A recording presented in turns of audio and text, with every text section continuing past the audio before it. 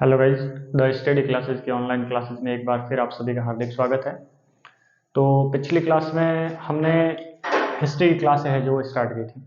अब हिस्ट्री की क्लास में हमने सबसे पहले जो स्टार्ट किया था वो तो 8th क्लास का था। ठीक है, 8th क्लास के हिस्ट्री में हमने पहला वीडियो डाला था, काफ़ी अच्छा रिस्पॉन्स भी आया उसका, और आशा करता हूँ कि आपको पसंद भी आया हो। ठीक है, तो उसी कड़ी में हम आज जो है वो आगे बढ़ेंगे और हम हिस्ट्री का सेकंड पार्ट, मतलब एक और क्लास की जो है वो हिस्ट्री स्टार्ट करने जा रहे हैं। और उस क्लास का जो नाम है वो है 9th क्लास है। ठीक है, तो क्लास 9th की एनसीईआरटी की जो बुक है जिसका नाम है समकालीन भारत और विश्व, उस क्लास का जो चैप्टर नंबर पहला है जिसका नाम है फ्रांस की क्रांति, वो हम आज स्टार्ट करेंगे। ठीक है, क्लास 9th का रहेगा वीडियो।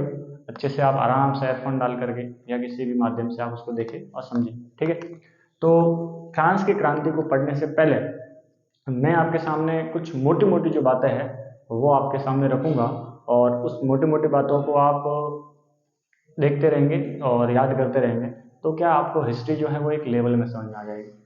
वरना क्या होता है कि हिस्ट्री जो पढ़ते तो सब है, लेकिन सबको लगता है कि हिस्ट्री जो है वो बोरिंग सब्जेक्ट है। लगता सबको है कि ये बोरिंग है, तारीखें कैसे याद होगी। तारीखें याद करवाने की और हिस्ट्री को याद करवाने की गारंटी मेरी है। आप तो खाली ये जो वीडियो जो मैं आपको दिखा रहा हूँ या मैं जो पढ़ा रहा हूँ उसको आराम से भले सोते सोते देखो या बैठे बैठे, ऑनलाइन का यही फायदा है। ठीक है, मैं कहता हूँ पूरी की पूरी जिम्मेवारी लेता हूँ कि हिस्ट्री आराम से हंसते हंसते समझ में आए, भले ही आपने आज दिन तक हिस्ट्री में कुछ नहीं पढ़ा है या कैसे भी पढ़ा है। ठीक है, तो आज हम हिस्ट्री का एक चैप्टर स्टार्ट करेंगे और उसमें मोटी मोटी जो बातें हैं वो मैं आपको पहले बता दूंगा, और हिस्ट्री जो है वो कहाँ से निकल के आई है। ठीक है, तो मैं वो आपको बता देता हूँ कि हिस्ट्री का ये जो किताब पढ़ रहे हैं आप, समकालीन भारत और विश्व, वो आया कहाँ से है। ठीक है, तो सबसे पहले मैं आपको इसके बारे में कुछ मोटी मोटी जो है वो जानकारी दे देता हूँ। इतिहास, हिस्ट्री, इतिहास जो है वो पुरानी घटनाओं के द्वारा बनाया गया है कि भाई आज से पहले क्या घटनाएं हुई हैं। ठीक है, इस इतिहास के एक महान इतिहासकार हुए हैं जिन्होंने इतिहास के बारे में कुछ बातें बताई हैं। उनका नाम है हेरोडोटस।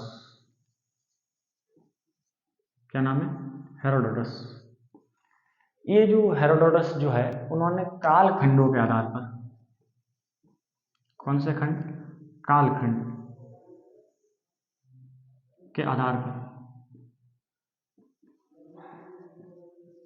इतिहास जो है वो काल खंडों के आधार पर उन्होंने 3 भागों में डिवाइड कर दिया। सबसे पहला तो उन्होंने कहा कि प्राग काल, एक उन्होंने नाम बताया आद्यकाल,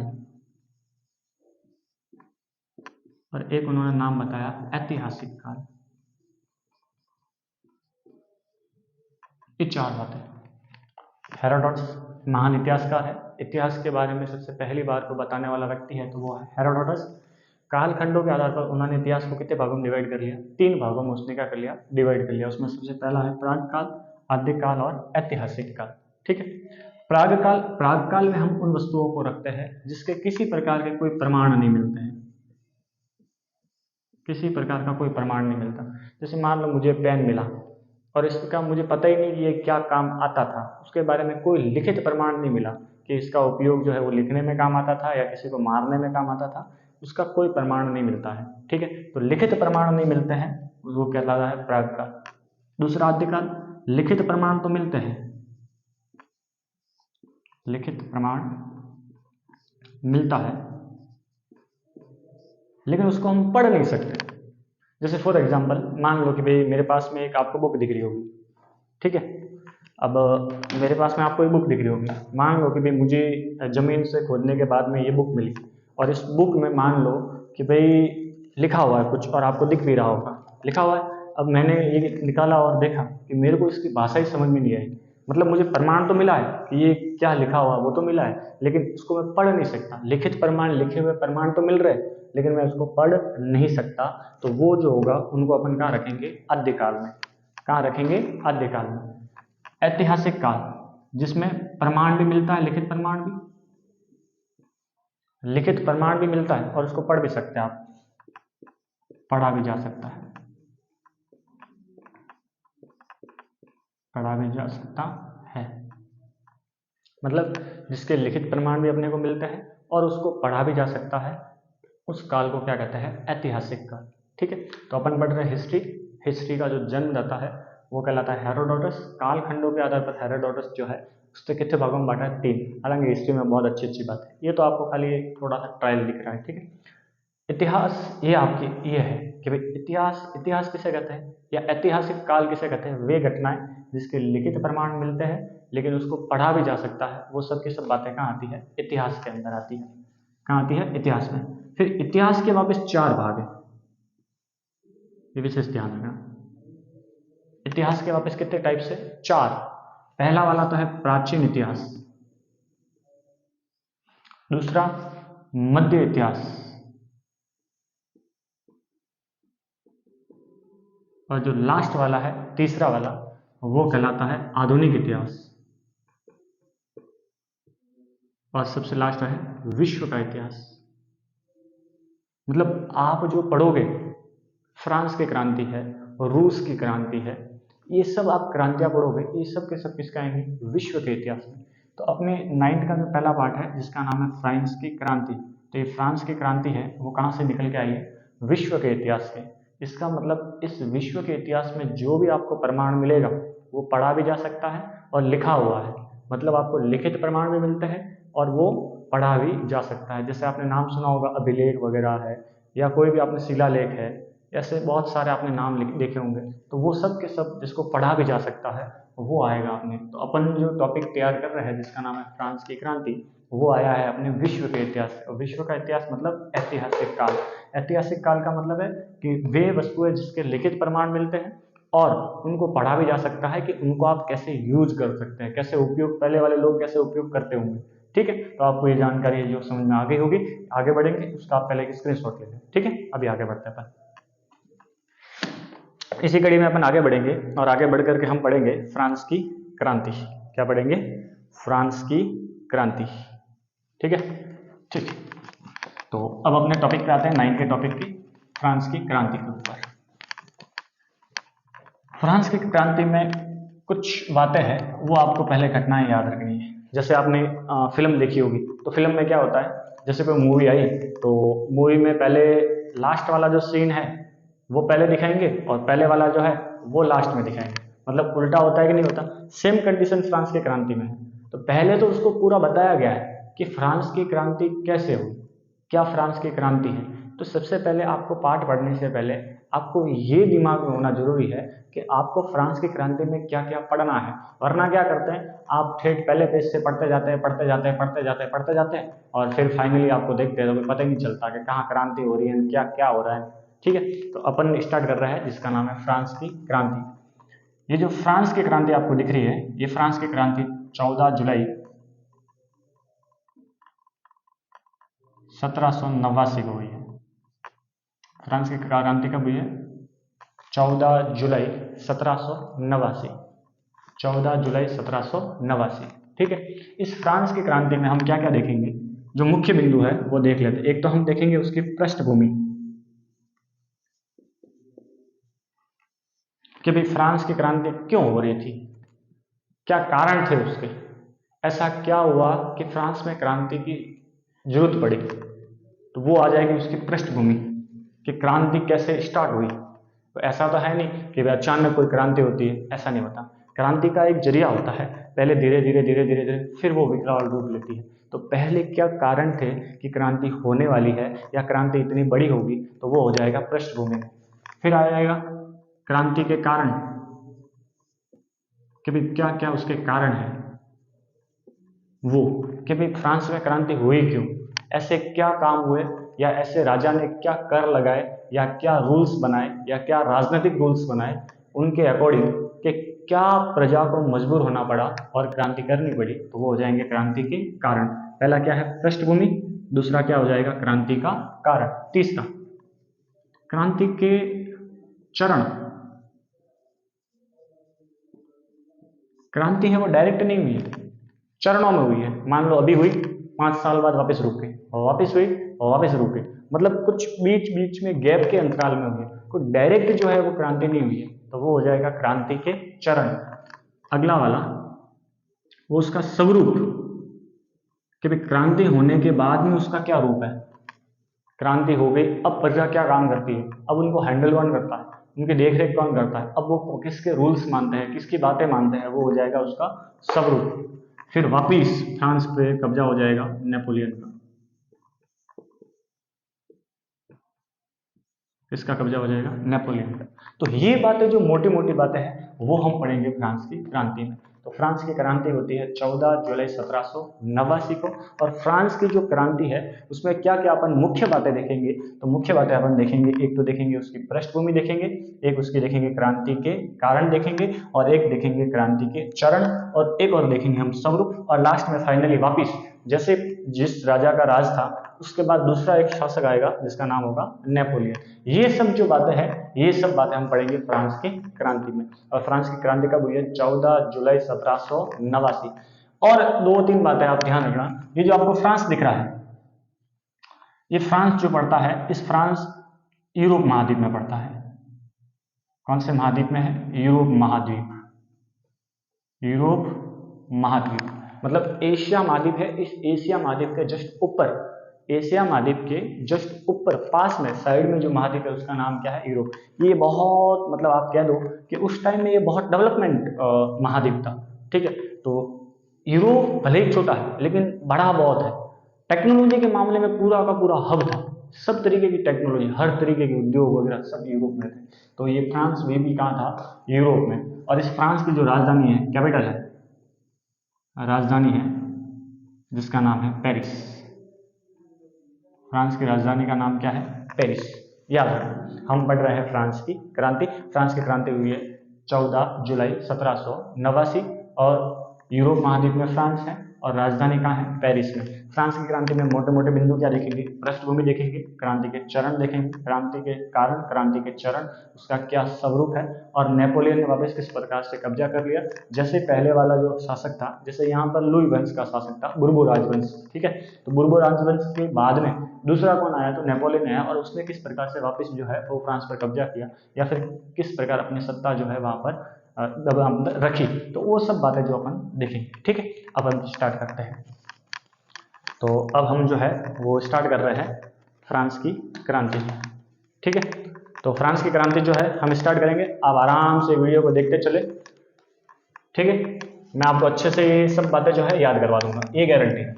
आप तो खाली सुन दो बस, लिखने की भी जरूरत नहीं है। लिखने के नोट्स जो है वो हम अवेलेबल करवा देंगे, और हमारी जो कोचिंग है उसमें भी नोट्स आपको मिल जाएंगे। ज़्यादा कोई पैसे है नहीं है, कोई ज़्यादा पैसे नहीं है, मात्र 199 मतलब 199 रुपए के आसपास। हालांकि अभी कोई तय तो नहीं किया है कि कितना पेमेंट होगा, लेकिन उतने पेमेंट में आपके सब हो जाएगा। हैंड राइटिंग नोट्स, और नोट्स में एक खास बात ये भी है कि जो पिछले साल में जो सवाल आए ना वो भी सब इसी में आपको मिलेंगे, कि मान लो कि ढूंढने की जरूरत नहीं पड़ेगी।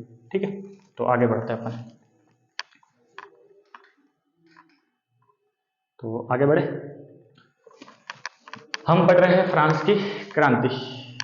और फ्रांस की क्रांति में हम देखेंगे कि भाई क्या किस प्रकार से फ्रांस की क्रांति हुई है, और क्या क्या उसमें बातें जो है वो अपन सबसे पहले देख लेंगे।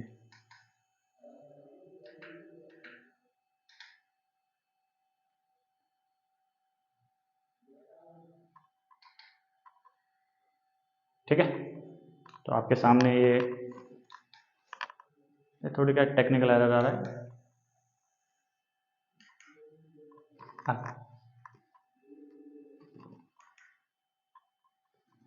तो आपके सामने जो है आपको दिख रहा होगा एक दुर्ग दिख रहा होगा, सामने आपके दिख रहा होगा एक दुर्ग। सबसे पहले मैं आपको कहानी के माध्यम से बता देता हूँ कि फ्रांस में ठेठ शुरू से लेकर अंत तक क्या हुआ, क्रांति कैसे हुई, क्या है वो देख लेते हैं। फिर अपन वापस पीछे वाले भाग में जाएंगे और पीछे वाले भाग में देखेंगे कि किस प्रकार से क्रांति हुई थी और क्या क्या उसके चरण थे। ठीक है, तो सबसे पहले मैंने आपको यहाँ नाम लिख के बताया था कि सबसे पहला अपना जो बिंदु था उसका नाम था पृष्ठभूमि। क्या नाम था? पृष्ठभूमि। पृष्ठभूमि मतलब, पृष्ठभूमि का मतलब ये था कि भाई फ्रांस में जो क्रांति हो रही थी उसका जो विशेष कारण था कि यहाँ का शासक, अब यहाँ का जो शासक था वो शासक थोड़ा क्रूर था, और वो टैक्स बढ़ाना वगैरह जो भी है कामकाज करना, वो सब काम जो है वो शासक करता था। तो इससे क्या है, जनता थोड़ी तंग आई हुई थी, मतलब वो निरंकुश शासक कह दो आप। और उसने क्या कर दिया, वहां की जो जनता थी उस जनता को उसने बांट दिया कि भाई यहाँ जो जनता होगी उसको मैं बांट दूंगा 3 भागों में। तो शासक बहुत क्रूर था और निरंकुश था। कोई मान लो झगड़े हो गए तो भेदभाव करता, पैसे लिए न ऐसे काम किए न वैसे, तो मतलब कोई तरीके से सही कोई न्याय नहीं था। कर टैक्स भेदभाव, जातिगत भेदभाव, धार्मिक भेदभाव, इस भेदभाव के कारण वहां की जो प्रजा है वो तंग आ गई और प्रजा ने सोचा कि ये तो अन्याय है और हमारे साथ ही हो रहा है ये अन्याय। तो इसलिए उन्होंने क्या किया, क्रांति करने का सोचा कि इसके खिलाफ हम आवाज उठाएंगे और हम क्या करेंगे, क्रांति करेंगे। क्या करेंगे, क्रांति। तो सबसे पहले एक दिन क्या हुआ, एक सुबह थी, सुबह में क्या हुआ कि भाई जनता जो है वो सब मिलकर गए। जनता ने कहा कि अब जो है हम फ्रांस में क्रांति करवाएंगे। तो फ्रांस में क्रांति किस प्रकार से करवाएं, तो लोगों ने कहा कि चलो, और एक महल है राजा का, उस महल के सामने अपन जाके खड़े होंगे और धरना देंगे। धरना मतलब नॉर्मली तरीके से, कोई इतना हथियार वथियार लेके जाने की जरूरत नहीं है। तो आपको ये जो तस्वीर दिख रही है ये टाउन हॉल की तस्वीर है। कहाँ की तस्वीर है, टाउन हॉल। टाउन हॉल जो है वो पेरिस में एक जगह पड़ती है। हॉल एक बहुत महल है बड़ा सा, उस महल के सामने आपको दिख रही होगी ये पूरी की पूरी प्रजा जो है वो इकट्ठा हुई है, मतलब पूरी की पूरी प्रजा जो है वो खड़ी है। और एक दिन सुबह क्या हुआ, प्रजा जो है वो टाउन हॉल के सामने जाकर के ऐसे खड़ी हो गई। अब खड़ी हो गई तो राजा जो था उसने कहा कि भाई ये प्रजा खड़ी है, उसको हटाया कैसे जाए। तो उसने, राजा ने कहा कोई नहीं, 2 दिन बैठेंगे और वहां से वापस वो चले जाएंगे। लेकिन जनता जो है वो जाने का नाम ही नहीं ले रही थी। जनता ने कहा नहीं, आपने जो हमारे साथ भेदभाव किया है, तो कि किस प्रकार का भेदभाव किया है, कि हमारे साथ साथ में आपने जो भेदभाव किया है वो धर्म के आधार पर किया है। और आपने जो है वो फ्रांस में जो लोग हैं उसको 3 भागों में डिवाइड किया है। कितने भागों में डिवाइड किया है, 3। तो कि कौन कौन से भागों में डिवाइड किया, मैंने क्या कहा है, तो कि उनको नहीं पता। आपने एक तो बनाया पादरी वर्ग, जो चर्च में रहते हैं वो, और एक आपने बनाया जो है वो कुलीन वर्ग, जो राजा महाराजा है वो, और एक आपने बताया छोटा सा नॉर्मल किसान वाला, जिसमें छोटे मोटे किसान व्यापारी वगैरह जो है वो। और ये हमारे साथ भेदभाव क्यों, इन दोनों के पास से तो किसी प्रकार का कोई टैक्स नहीं लेना, ये कर मुक्त है। ये इसके पास से भी किसी प्रकार का कोई टैक्स नहीं। टैक्स कौन देगा, ओनली फॉर किसान। और किसान में भी कौन सा, बड़ा व्यापारी नहीं, छोटा व्यापारी, छोटा किसान, वो टैक्स देगा। तो जनता ने कहा ये हमारे साथ भेदभाव नहीं तो क्या है, हम काम कर रहे हैं रात दिन और ये दोनों बैठ कर खा रहे हैं और टैक्स भी हमारे पास से वसूल हो। और टैक्स तो टैक्स की बात, काम भी हम ही करें। आपके घर में कोई भी छोटा मोटा फंक्शन हुआ, लोग बुलाओ उनको, वो काम करो, सेवाएं करो, राजा महाराजा की सेवा करो, काम करो, टैक्स दो, काम करो। कोई रास्ता बनवाना है तो बुलाओ, किसानों को बुलाओ। तो ये भेदभाव नहीं तो क्या है। तो जनता ने राजा को कहा ये हमारे साथ भेदभाव ही तो है, जो बैठे हैं जिनके पास पैसे हैं उनके पास कोई टैक्स नहीं, और जिनके पास पैसे नहीं है उनके पास है टैक्स, तो हम क्रांति करेंगे। तो लोग वहां एक दिन इकट्ठा हुए, फिर ध्यान देना उसने बंद कर दिया। तो क्या हुआ, अब यहाँ से जनता को खाली करवाना। तो राजा का एक कोई होगा सेनापति वगैरह, तो उसने कहा कि ऐसे नहीं, खाली करवाने के लिए एक टेक्निक अपनाते हैं। तो क्या करते हैं कि वहां जाकर अफवाह फैला देते हैं कि भाई राजा जो है वो अटैक करने के लिए सैनिकों को कह रहा है और वो घुसने के लिए कह रहा है कि आप जो है वो टाउन हॉल के पास बाहर जाओ और वहां घुस करके लोगों को मारो और वहां से भगा दो। तो लोग, एक आदमी बाहर से चिल्लाता हुआ आया कि राजा के सेना आ रहे हैं, सेनापति आ रही है, सेना आ रही है, सेना आ रही है, लोग आ रहे हैं, हथियार लेके आ रहे हैं और मार देंगे। तो जनता है, जनता के बीच में अफरा तफरी फैल गई और जनता है वो इधर उधर भागने लगी। अफवाह के कारण बहुत सारी अफवाहें हैं, तो उन्होंने कहा कि ये इधर भागे, इनको इधर भागे, इनको इधर भागे। बीच में ही आपस में कोई लोग तो वैसे ही मर गए बेचारे।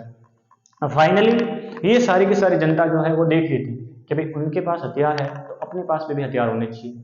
तो जनता मिलकर के कहा कि भाई आसपास में ऐसी कौन सी जगह है या ऐसा कौन सा किला है जहां पर हथियार हो सकते हैं। तो ये जनता जो है वो टाउन हॉल से सीधे पूर्व दिशा में भागी। कौन सी दिशा में भागी, पूर्व दिशा में। टाउन हॉल था, उस टाउन हॉल के पूर्व दिशा में उन जनता को पता था कि इस पूर्व दिशा में एक दुर्ग है जिसका नाम है बास्तिल का दुर्ग। कौन सा दुर्ग है, बास्तिल का दुर्ग, बास्तिल का दुर्ग। वैसे ही जनता को पता था कि बास्तिल के दुर्ग में कैदियों को रखा जाता है, ये एक प्रकार की जेल है। फ्रांस में कोई भी क्राइम करता है तो उसको सबसे गहरी सजा दी जाती है बास्तिल के दुर्ग में। तो सेना जो है वो टाउन हॉल के पूर्व दिशा में सीधा बास्तिल के दुर्ग में पहुंची और बास्तिल के दुर्ग में ढेर सारे हथियार हथियार सब पड़े थे और हथियार जनता ने वहां पर कब्जा कर लिया, अटैक करके पूरा जो टाउन हॉल, गुस्सा निकाल दिया अपना पूरा। टाउन हॉल की इमारतें विनारतें सब गोला बारूद लूट के पूरे बास्टिल के दूर को ढा दिया, नस्ते नाबूद कर दिया, तितर बितर कर दिया। पता ही नहीं कि वहां को बास्टिल का दूर था या नहीं था। लेकिन कुछ वस्तुएं वहां जो कीमती कीमती थी उनको फिर उन्होंने बेच दिया बाजार में जाकर के। मान लो कोई पेंटिंग थी वेंटिंग थी, उनको जाकर के उन्होंने बेच दिया। वहां पर 700 लोग थे, 700 मर्द और औरतें। उन्होंने मिलकर के टाउन हॉल पर धावा बोल दिया। कितने मर्द थे? 700 मर्द और 700 औरतें, लगभग 700 के आसपास मर्द और औरतें। जब उन्होंने बास्टिल के दूर पर हमला बोल दिया तो वहां पर 7 कैदी थे, 7 कैदी कैद थे, मतलब जिन्होंने भारी क्राइम कर रखा था वही थे। इन 7 कैदियों को जब उन्होंने अटैक किया तो वहां से वो क्या हो गए? फरार हो गए। क्या हो गए? फरार। फिर वहां से लूट करके लोग जो है वो आए और फिर उनसे लड़े, हालांकि उनकी क्या हो गई? हार हो गई। तो इस कारण से फ्रांस में क्या हुई? क्रांति। तो ये सारी जो बातें हैं, एक ही बात है, ये क्रांति अब कैसे हुई, क्या कारण थे, किस किस चरण में क्रांति हुई, वो पूरे के पूरे आपके पार्ट में दे रखे हैं। ये पूरा का पूरा पार्ट का 4 है। क्या 4 है? कि भाई आपको पूछे कि भाई फ्रांस में क्रांति क्यों हुई, क्या कारण था? तो फ्रांस में क्रांति होने का एक ही कारण था कि वहां का जो राजा था वो निरंकुश था। अब निरंकुश का मतलब उसको सही से फैसला वैसला करना आता नहीं था।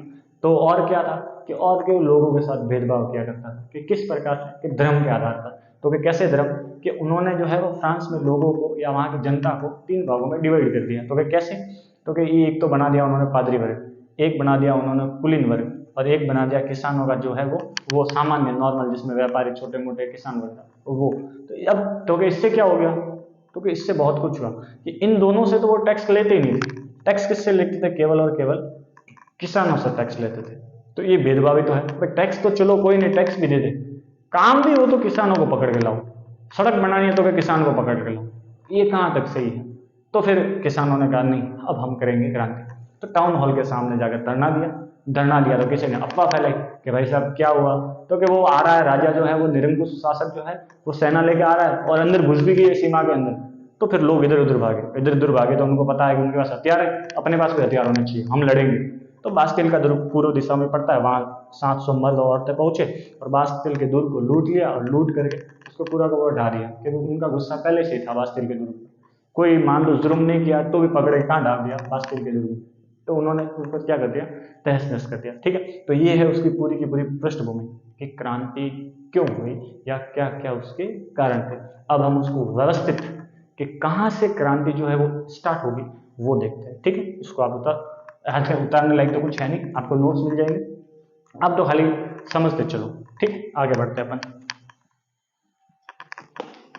आगे बढ़ने पर अपन देख लेते हैं कि भाई क्या क्या जो है वो बात है।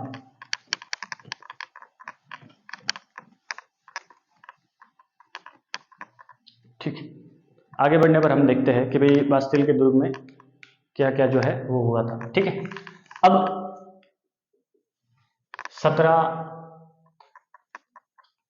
14 जुलाई 1789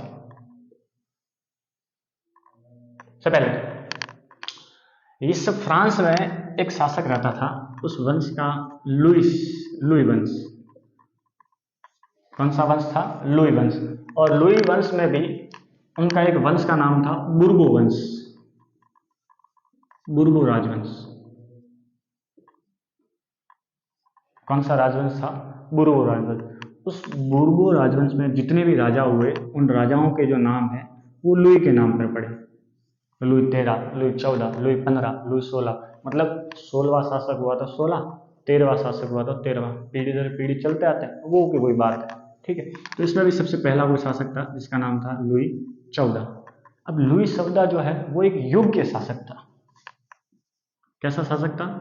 योग्य शासक, मतलब लोगों को उसका शासन थोड़ा ठीक लगता था।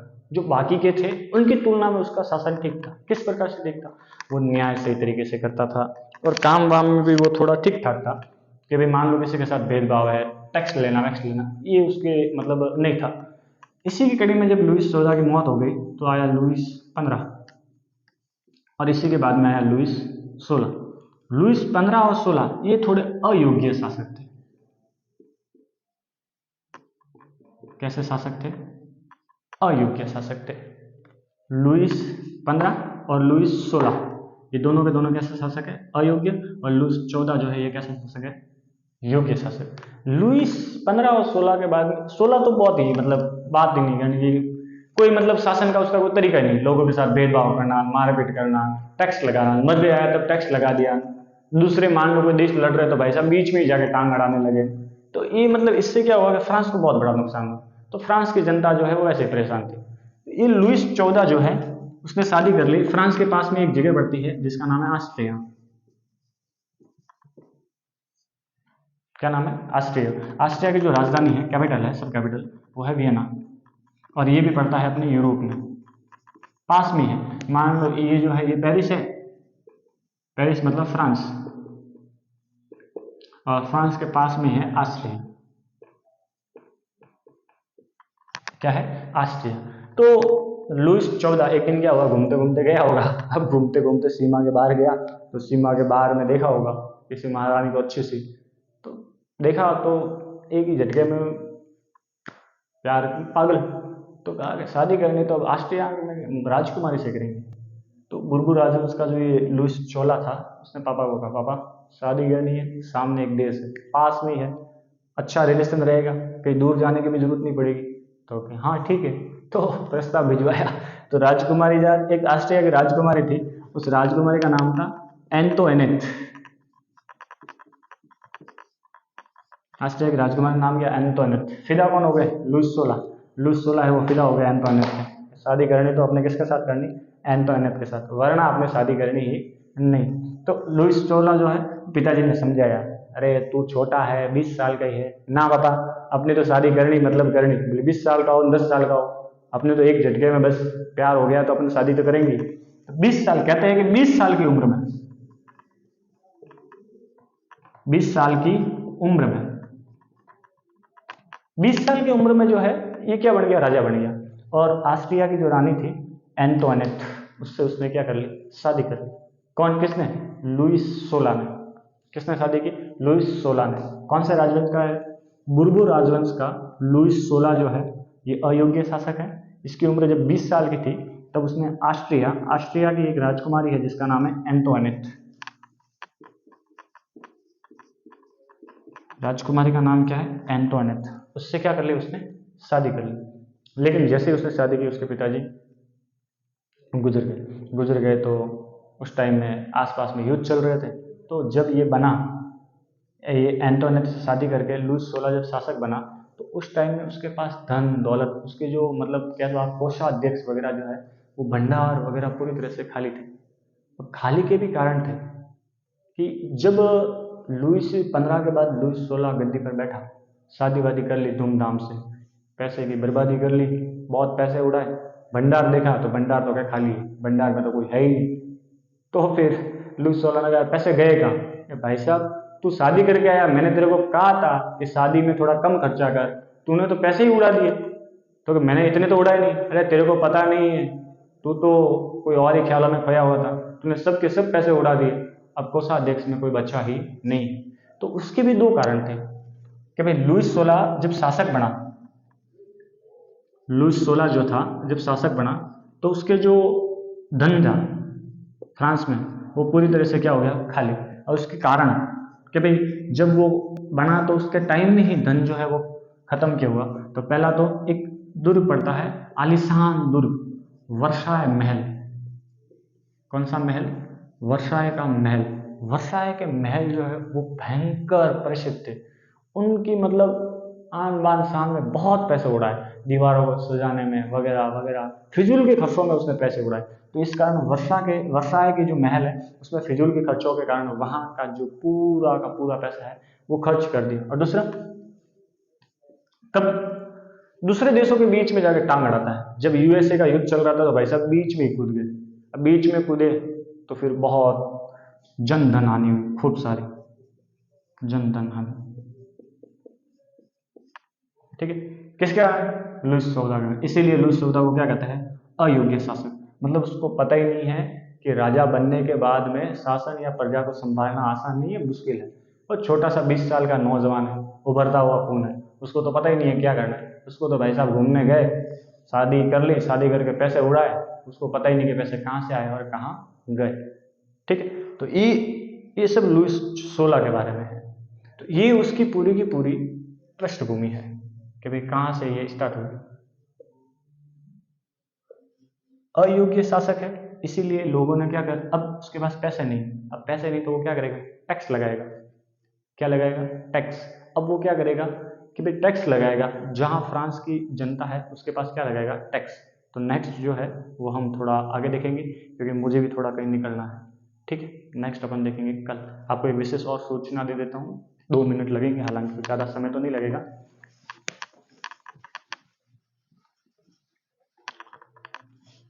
हमारे 12th क्लास या 8th क्लास या फिर 9th क्लास कह दो आप, या 10th क्लास कह दो आप, इनके जो है वो न्यू बैच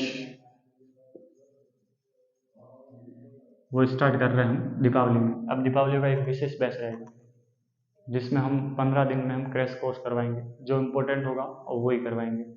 ठीक है, 12वीं का हमारे पास बैच चल रहा है, जियोग्राफी की जो क्लास लग रही है और हिस्ट्री की भी हमारे पास क्लास है लग रही है। किसी को हैंड राइटिंग नोट्स, अब जैसे आपको मैंने पढ़ाया है तो कहानी बताई, इसी के नोट्स जो है वो हमारे पास लिखे हुए हैं। मैं आपको बता देता हूँ, ये नोट्स जो है आपको हम प्रिंट करवा के देंगे। ठीक है, जैसे मेरे पास आपके सामने दिख रहा होगा, ये पूरे के पूरे आपको हैंड राइटिंग नोट्स दिख रहे होंगे, ये हैंड राइटिंग नोट्स। ठीक है, ये हैंड राइटिंग नोट्स आपको द स्टडी क्लासेस से उपलब्ध करवा दिए जाएंगे। हमारे चैनल के नीचे हमारा नंबर दे रखा है, या कमेंट बॉक्स में हम पिन कर देंगे नंबर। जिसको भी नोट्स चाहिए, मात्र 199 199 रुपये में पूरे की पूरी जो किताब है, समकालीन भारत और विश्व, इसी प्रकार साइंस, इसी प्रकार मैथ्स, सबके नोट्स उपलब्ध कराएंगे। बहुत ही जल्द हम जो है वो बुक भी लॉन्च करने वाला है। बोर्ड क्लास को मद्देनजर रखते हुए हमने एक बुक लिखी है। उस बुक में क्या है, जितने भी सवाल आए हुए हैं उन सवालों का हमने सार लिखा है। ठीक है, तो आज के लिए इतना ही। धन्यवाद। चैनल को सब्सक्राइब करते रहे, कमेंट करते रहे, आगे से आगे भेजते रहे। धन्यवाद।